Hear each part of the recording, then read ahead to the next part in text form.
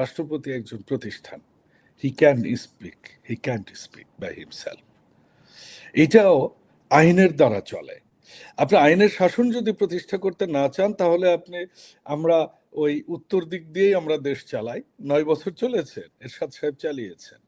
এবং the beauty of Bangladesh is that একজন সেনাবাহিনীর হাতে এদেশের গণতন্ত্র প্রস্ফুটিত হয়েছে, বহুদলীয় গণতন্ত্র এসেছে। এটাও কিন্তু এদেশের বিউটি, কাজে ওইটুকু আমাদের মানতে হবে। তো আমরা যখনই আইনের শাসনের কথা বলবো তখন সংবিধান, তখন রাষ্ট্রপতি, তখন হাইকোর্ট, তখন আমাদের দেশের কাস্টমস কালচার এগুলো থাকবে। এখন রাষ্ট্রপতি একসময় বাজে মন্তব্য করেছেন, সেটাও হয়তো সেই সরকারের ইশারায়। রাষ্ট্রপতি সরকারের প্রধানমন্ত্রীর লিখিত ভাষণ পাঠ করেন।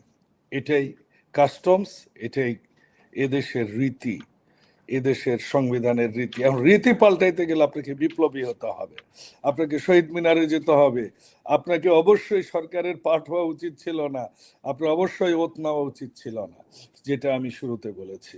নাও coming to the point of গণভোট। গণভোট আমরা আফোল্ড করছি।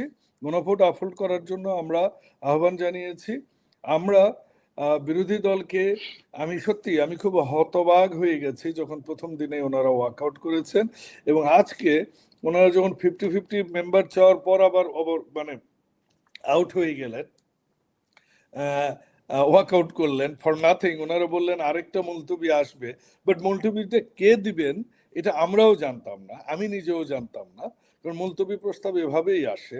এবং মজার বিষয় হচ্ছে কি জানেন, যে জামায়াতে ইসলামের আমির ডাক্তার শফিকুর রহমান এবং আমাদের মাননীয় বিরোধী দলীয় নেতা সংসদের, উনি যখন মুলতবি প্রস্তাবটা তুলেছিলেন ওটাও বিধি মোতাবেকও তোলেননি, তারপরেও স্পিকার সেটা কনসিডার করেছেন ওনাকে, যে আমরা সবাই অধিকাংশ আমরা নতুন পার্লামেন্ট মেম্বার, আমাদের ভুল ভ্রান্তি হবে, তো ওনাকে এটাও করেছেন।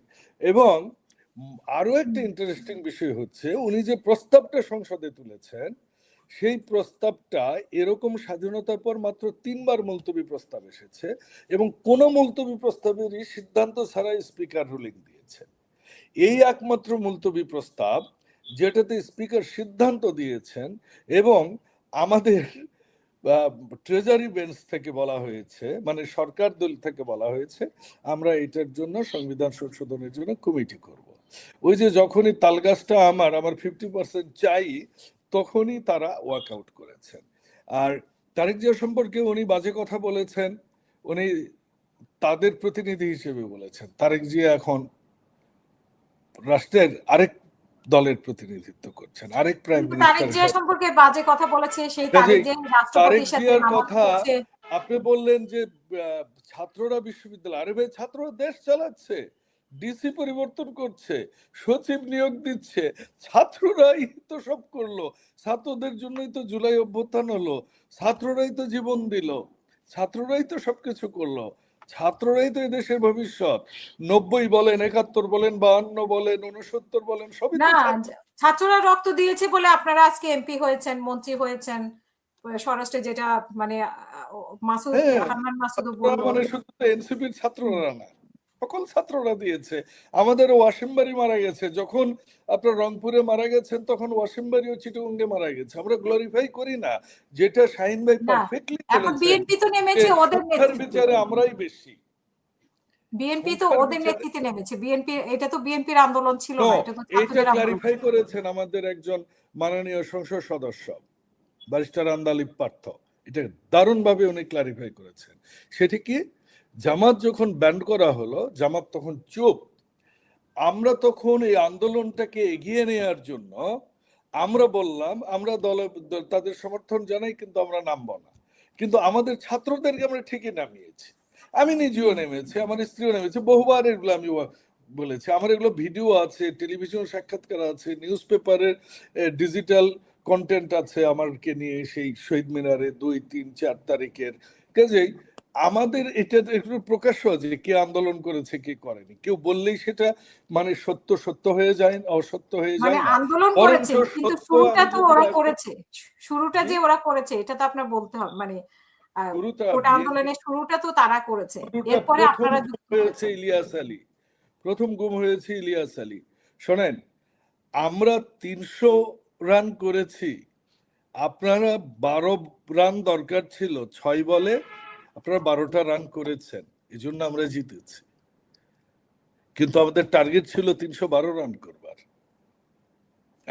এক্সাক্ট এই কোডটাই আন্দালিব পার্থ কিন্তু সংসদে বলেছেন। তো কাজেই এখানে কাউকেই আমি ছোট করছি না। So let's bygones are bygones. Let's talk about the এখন বিএনপির পরিকল্পনা কি, মানে সংবিধান পরিকল্পনা অফকোর্স আমরা এখনো, এবং আপনার অনুষ্ঠানের মাধ্যমে বিরোধী দলকে আহ্বান জানাই, সংসদে আসুন, যা হোক সংসদে হোক, মানুষ আমাদেরকে ভোট দিয়েছে, মানুষ গণভোট দিয়েছে। Let us make that, let us articulate, let us reflect that গণভোট into the constitution. আমরা সেটা করতে চাই এবং সেখানে তাদের সহযোগিতা চাই। কারণ ওই রাজপথে যে জুলাই আমাদের, আমরা জুলাইয়ের ধারক বাহক রক্ষক, এইটা বললে মানুষ কিন্তু, শুনান, বিএনপির প্রত্যেকটা ইতিহাস কষ্টি পাথরে যাচাই করা, রাজনৈতিক ইতিহাস বিএনপির কোনোটাই গোপন নয়, গুপ্ত নয়। ধন্যবাদ।